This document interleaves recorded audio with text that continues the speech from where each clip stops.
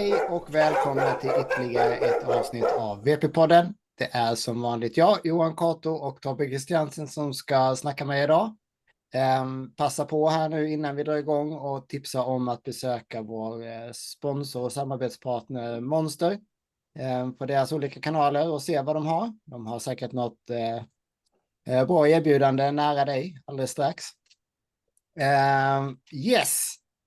Idag har vi med oss den mest populära gästen någonsin i podden, Sivert. Välkommen tillbaka. Vet varför? Det är jag som har kollat på mig själv 20 gånger om dagen. Nej, skämt åsido. Egoklickat. Nej, jag blev förvånad. Det var någon som ringde och sa det i alla fall. Jag kollar på mig själv någon gång i alla fall. Jag blev lite irriterad. Jag måste ju faktiskt justera mina uttalanden lite. Förra gången sa jag att jag satt i styrelsen för EVPL. Det är SVK, Svenska Vaporklubben. Ja. Precis. Så var det en massa andra jävla skit som jag sa, tror jag, som inte stämmer. Vad var det då? Jo! Min fru sa att för helvete ska jag tejpa fast i stolen, du kan inte sitta still. Men jag är ju sådär. Jag är lite... Ja, jag har det där lilla bokstavsproblemet. ja precis. Vi får ta med Latifa nästa gång, så får vi se om hon kan sitta still. Jag tvivlar på det. Jag har ändrat det. Förra stolen jag hade, det var en sån här gungstol som man kan sitta och gunga på. Men nu har jag tagit en vanlig stol, så får vi se. Inte lika kul att röra på sig då. Nej, precis. Nej, men så där är det ju. Och sen var jag ett flertal tillfällen som jag faktiskt sa Tystberga. Där vi hade tävlingar förut där Danne Attehagen hade sina tävlingar med UPF en gång i tiden. Men det är Vallberga. Vallberga du menar? Okay. Ja. Och sen så sa han, hörru, du måste andas lite också. Du kan inte bara babbla så jävla mycket. Du pratar så fort så att du hinner knappt säga vad du ska säga. Så. Nej, men så blir det ju. Jag är likadan. Och sen sa han samma sak, att du måste låta de andra svara. Du kan inte avbryta. Du ska liksom ta det lugnt. Ja. Så nu ska jag försöka. Ja. Men det där är ju bland det svåraste. Framförallt som nu när vi är 3 stycken också. Att det blir liksom... det är lätt hänt att man avbryter. För att man hinner liksom inte med. Det är lite lagg och sådär. I tekniken och men det... Man försöker läsa också liksom människan som pratar liksom, nu gjorde han en dramatisk paus, men han fortsatte. Ja, precis. Så är det ju. Ja, nej, men jag tyckte det var ett jättebra avsnitt och vi var superpepp och det var riktigt kul att spela in det, så jag har höga förväntningar idag, Sivert, bara så du vet. Nej. Ja, vi får väl se var vi hamnar, eller hur? Ja, exakt, så är det ju. Vi skulle komma in på ämnet förening, och jag har sagt förut. Ja. Och prata mycket som helst om det. Det gör ju det ju. Så vi hade ju tänkt, det var mycket om historia och så förra avsnittet. Det är lite träning var det ju, men vi tänkte att vi skulle försöka grotta ner oss lite mer i det. Framförallt så är det extra skoj med tanke på din erfarenhet totalt, men extra mycket liksom när det gäller tunga hundar. För det är ju lite annorlunda liksom, när man tränar dem. Ja, det är min erfarenhet i alla fall. Jag har hjälpt till flera mindre hundar och lite sånt där. Men man kan ändå dra en jämförelse att de flesta små hundar beter sig ganska likartat. Och sen om man talar om de här, om man får gå in och säga så mer terrieraktigt då. De är lite hetare och så. Sen när man kommer upp lite kanske i Amstaff, för mig är det en lite större ras. De blir lite annorlunda, lite mer harmoniska, lite softare men ändå tuffare. Och sen när man går vidare till nästa klass då kommer man upp till liksom, som vissa kallar för tungvikten, det kallar jag för mellanvikt när man är uppe plus 35-40 där. Så att det skiljer hela tiden lite. Och som jag vet att Tobbe nämnt förut, det här med det är ju olika återhämtning på olika storlekar på hundar. Mindre hundar kan man köra hårdare med, kanske under en längre period, och de återhämtar sig mycket fortare i och med att de har en mindre muskelmassa. Och en stor hund kan man aldrig ta ut lika mycket som en liten hund. Nu pratar jag rent generellt, visst finns det undantag. Alltså, men, och de behöver mer återhämtning. Då. Tittar vi på, vi tog upp det här med Göran i Norge förut. Han är fantastisk med sina hundar. Han började med VP bara för att kunna ha någonting att göra på sommaren och träna med dem. Han körde i släde liksom på vintern. Och vad jag har förstått är han väldigt duktig på det. Han började träna VP bara för att liksom ha någonting att göra. Hans hundar är också liksom, jag satt och pratade med, jag vet inte, det var några år sedan när vi jämförde lite. Han sa de har mycket i sig de där hundarna. De vill mycket, va. Och de är självgående på något sätt. Det är liksom, det är genetiken att de ska dra helt enkelt. Så att, men som sagt, han har ju lyckats fantastiskt bra med vissa hundar då. Och som du, Johan, sa, att han har ju hållit på många år alltså. Och han har alltid varit och slagits där uppe i toppen med sina hundar. Det är ingen liksom snack om. Det är ju det som är så sjukt med Göran liksom då. Han kunde ju köra de här, ja men Storm och vad de hette liksom då, va? Och så kom han nästa tävling så hade han 2 nya hundar och de var precis lika jävla bra.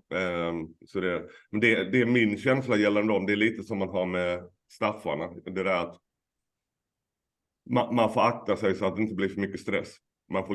Man får liksom försöka styra all den där energin och all den genetiken. Men det är ju svårt. Så egentligen är det inte så svårt om man vet hur man ska göra.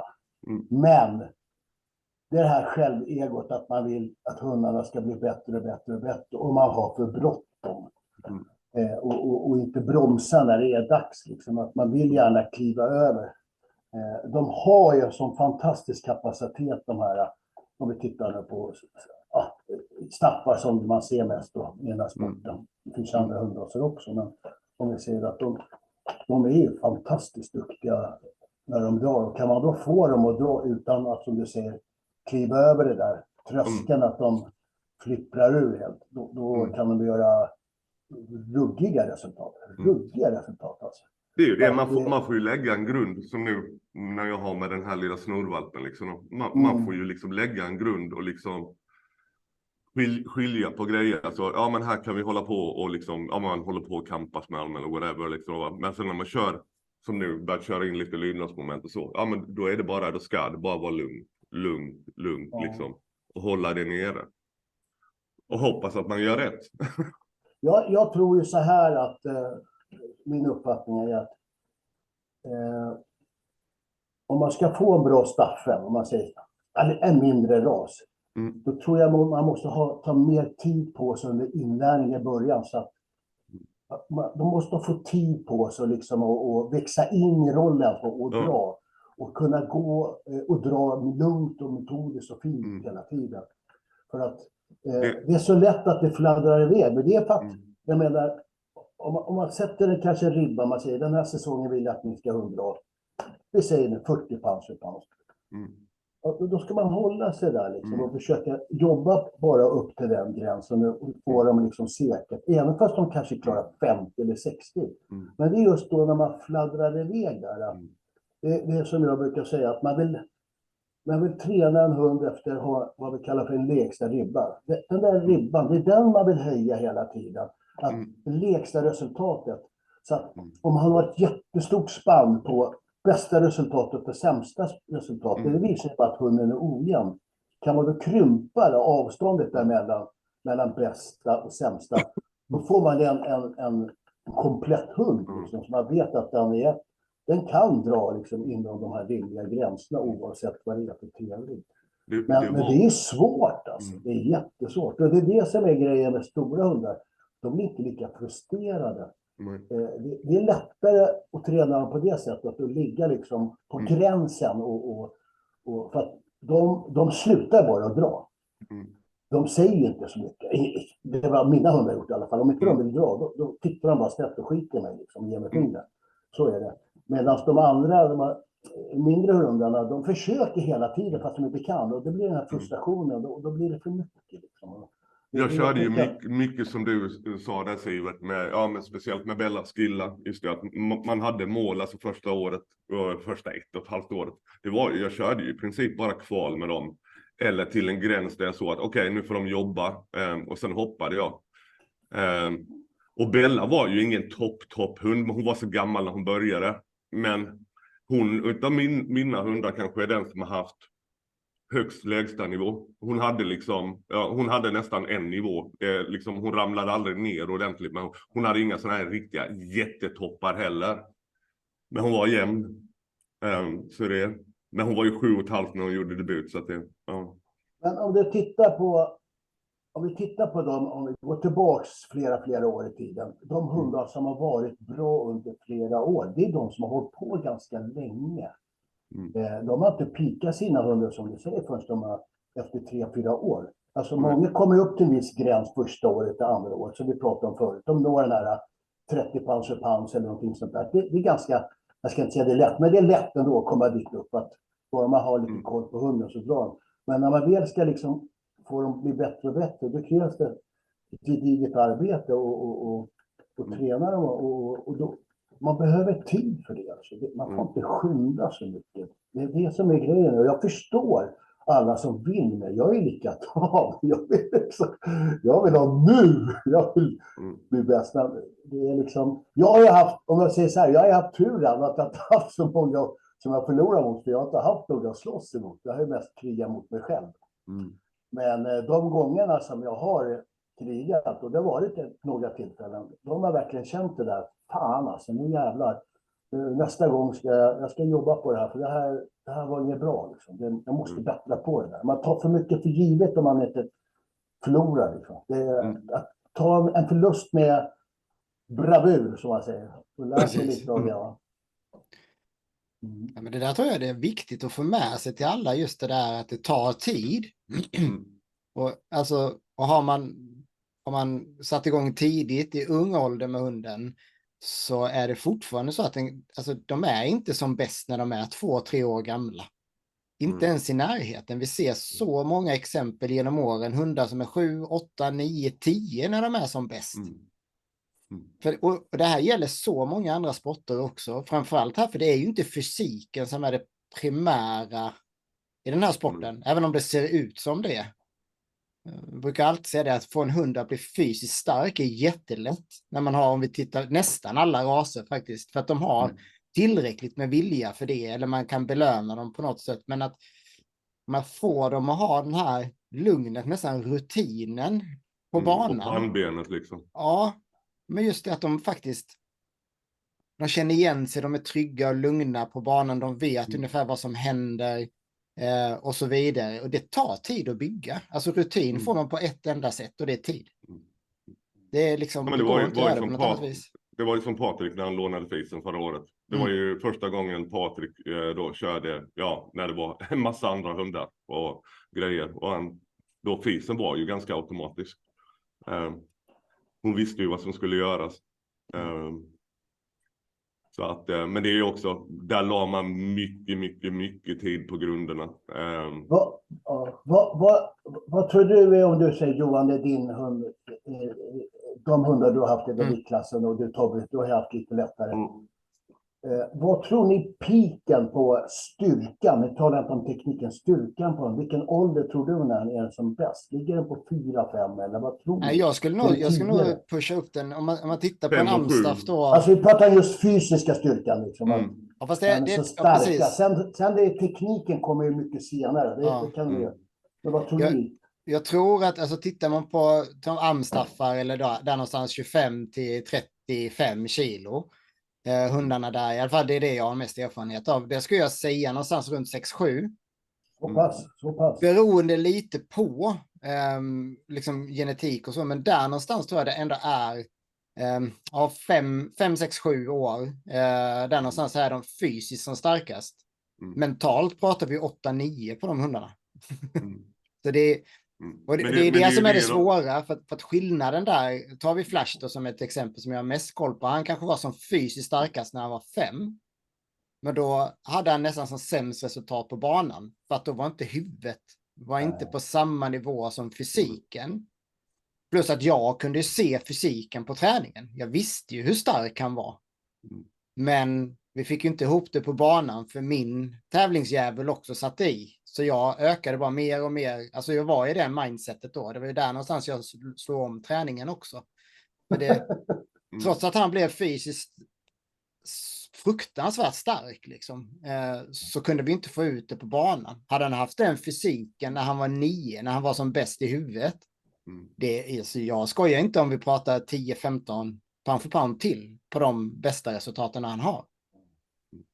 Men och det går ju säkert att få dem mentalt och vara närmare sin, alltså den mentala piken närmare den fysiska piken om man tränar annorlunda mot vad jag gjorde i början då. Men det är svårt för att som sagt rutin får man med tid. Styrka tar också tid, men det går snabbare liksom än vad skallen gör. Med några undantag. Det finns ju en del naturbegåvningar. Så är det ju. Just alltid. Ja, men de är ju outliers liksom. Men det finns, som du säger, det finns vissa hundar som är utpräglade väldigt, väldigt duktiga. Som har haft bra tränare. Och så finns det sådana som inte har haft bra tränare men har gjort bra på sig. Tänk på de hundarna som har varit genetiskt så bra, eller om man säger så, strukturerade på att vara bra i den sporten om de hade fått rätt träning. Ungefär som du säger med Flash. Om du hade vetat den kunskapen han hade i tidig ålder med honom, hur pass mycket bättre hade han inte blivit? Precis. Jag vet liksom inte det. Men det är det handlar om, va? Ja. Utveckling, eller hur? Ja, men och det är det jag tycker är så skoj. Nu har vi hållit på med podden, vi är inne på vårt 3:e år nu. Och framförallt det sista året när vi har haft nästan bara gäster, så har jag ju reviderat all den träningen jag gjorde de sista åren ändå. Och vi har tänkt om jättemycket. Vi tränade alldeles för stor volym av icke styrkebildande träning egentligen. Alldeles för lite teknik trots allt liksom. Trots att det var det vi fokuserade på. Alldeles för hög procentuell belastning mot vad som behovet var egentligen. Olika delar av året. Jag vet som du lagt upp din träning nu, Sivet, med att ha en grundträningsperiod. När man, alltså nästan lite oscillerande träning, liksom att man där man bygger upp det långsamt liksom, och upp och ner och man varierar liksom. Och självklart, jag hade inte den här kunskapen då och jag har fått den det sista året, ska jag säga, över hur man kan göra. Men det gör stor skillnad med att bygga på sig alltså muskelstärkande träning. Hur den funkar rent fysiologiskt. Liksom. Det är lite samma här, Johan. Liksom, jag tänkte om en jäkla massa. Och jag kommer ju, trots att Fisen var ett freak som hon var, så kommer jag ju köra upp den här lille väldigt annorlunda. När det gäller, den styrkebyggande delen. Så jobbar jag ju alltid mycket med vagnsteknik. Det gör jag ju. Men just det här fysiska. Och bygga upp alltså självförtroendet, alltså bygga skallen på de staffarna är ju som sagt man får, kör man på stress så kommer det bita i röven förr eller senare, tror jag. Just det att men du pushar dem över gränsen för ofta och sen kommer strulet liksom. Så att Jag tror att många med lite mindre hundar kan ta till sig mycket av framförallt inträning då med stora hundar. Sen så kan man, när man har en mindre hund som kan återhämta sig mycket snabbare än en stor hund, så kan man ju på det sättet kan man få in mycket större volymträning utan att bryta ner hunden för mycket. Men framförallt så tänker jag väl på när man har kommit en bit in, ska vi säga. För i början, när man, framförallt om vi tar en mindre hund, så är DV-runder på runt 2 kilometer. Kanske i början får bygga trygghet i selen och bara liksom få volym i att ha sele på sig. En vettig sak liksom.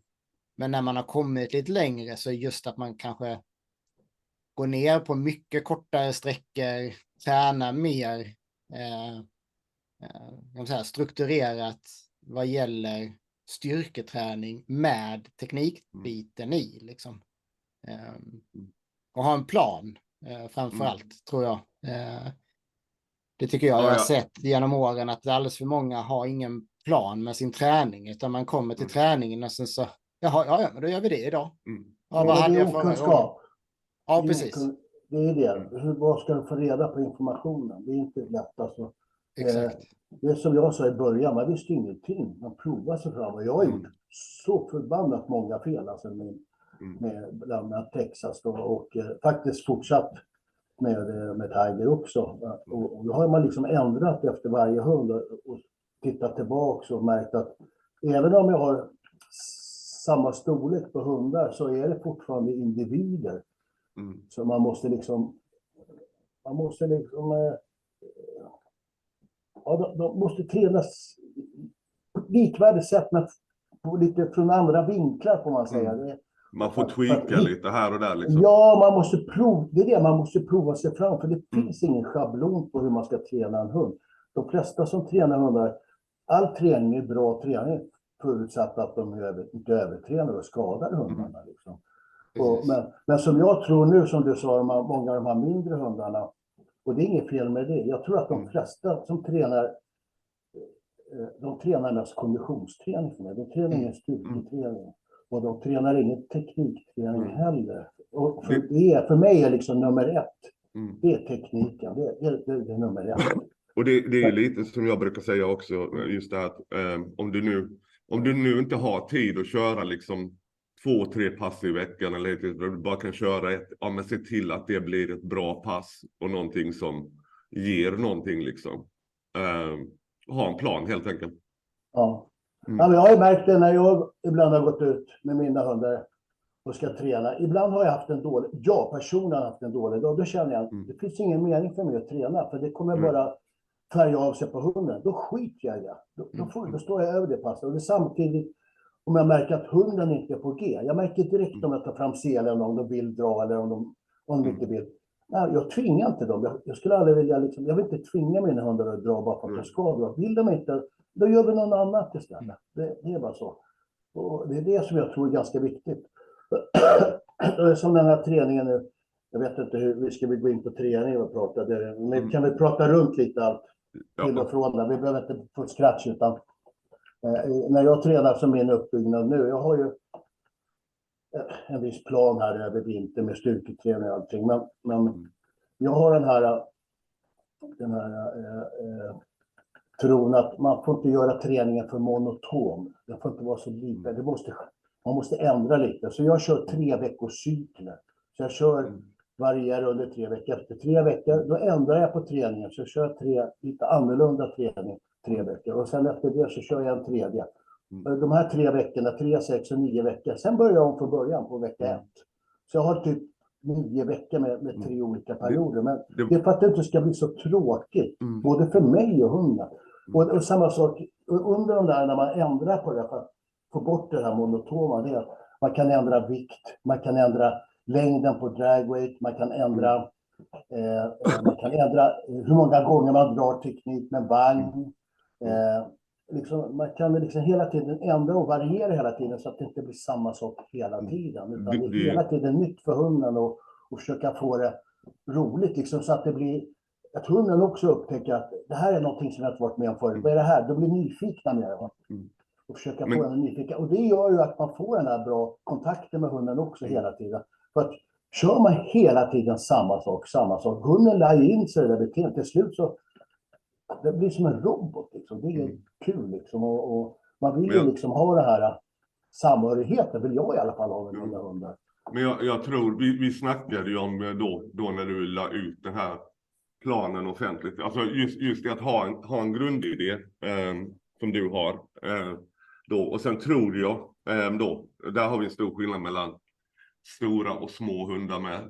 Det är just det där att stora hundar, men de blir uttråkade fortare. Det är precis som du sa innan, just att vill de inte dra så ställer de bara titta ut dig. Det är lite så att just att de mindre går pusha hårdare på det sättet. Som jag, alltså med fisen då. jag byggde ju henne till 80% med en 700 meters DV här. Och det var samma hela tiden. Men grejen var ju att hon visste ju hon fick sin jävla flirtpole efter varje pass då, va? Så det var ju bara rätt in och vänta på flirten. Så att, ja. Men där ska man ju med sig att vissa individer funkar ju den monotona bra för. Ja. Men också så att man själv, för jag kan tycka också att jag försökte också variera. Jag varierade oftast plats jag tränade på, för att då blev det någonting annorlunda. För jag tyckte också att det blev tråkigt till slut. Liksom. Sen har du en stor hund och du inte har vagn till exempel, om man ska köra lite tyngre start och stopp, eller om man har släde, då blir det ju helt plötsligt ett logistikproblem också. Så då kanske man vill vara på samma plats hela tiden för att man ska ha alla sina grejer där. Liksom. Och då gäller det ju ännu mer att tänka till att hur man varierar. Och just där med att ha någon typ av vågform i sin träning, att man börjar lite lättare och sen så kanske då under den här 3-veckorsperioden så kommer man upp på ett liten topp, och sen när man börjar om på nya 3 veckor, säger vi, så går man ner och har lite lägre vikt i början, och sen så kommer man upp på en ytterligare lite högre topp. Så att man hela tiden kan liksom gå uppåt, men det kan inte bara bli tyngre och bara jobba tungt hela tiden. Jag kommer ihåg när jag snackade med Niklas Far, det var länge sedan, vi snackade just träning. Och han körde med Humla som då var fantastisk. Och även Devil, men han var gammal redan då. Han körde ju samma vikt alltid. Han bara varierade plats, terräng, det ena och det andra då. Så han var väl mycket, gick ut i terrängen. Så att, ja. Och det funkar ju tydligen det med. Men du behöver kunna läsa din hund ganska bra. Och så hade han mindre hundar också, vilket gör att det blir lite smidigare liksom. Ska du asa 45-50 kilo kedjor efter dig i skogen? Ja, det är tufft liksom. Det var som när jag hade Easy. Vi körde DV uppe på Fylling. Ja, men uppåt där ni har ert huvudkontor. Det är ju ändå 3 kilometer upp. Jag menar, jag har mellan 24 och 32 kilo i ryggsäcken på cykel upp liksom. Ja, det var inte så spännande. Nej, så det där är verkligen... men jag tror just det där att man lägger mer fokus på styrketräning. För det får man också med sig. Alltså där kan man jobba in rätt mycket teknik i det också. Jag vet, jag hade ett avsnitt här med Martin. Ja, vi pratade med Martin Nielsen här för ett tag sedan och med Gammelbella då. Eller Gammelbella, jag vet inte, men Bella i alla fall. Han hade ju aldrig vagn i princip. Men hon var ju jätteduktig framför vagnen. Men de jobbade ju jättemycket med andra delar. Det är fantastiskt bra att kunna ha vagn, men det är ju inte ett måste för att få till en hund som har ett lugn och rätt teknik och som är stark. Men Martin Nielsen och Martin Junhav, det är kanske de två som har haft bäst band till sina hundar som man har sett under de sista liksom 8-10 åren liksom. Kan vara så. Det finns säkert någon till, men de man direkt känner liksom den här speciella kontakten med sin hund och liksom det är ju de två.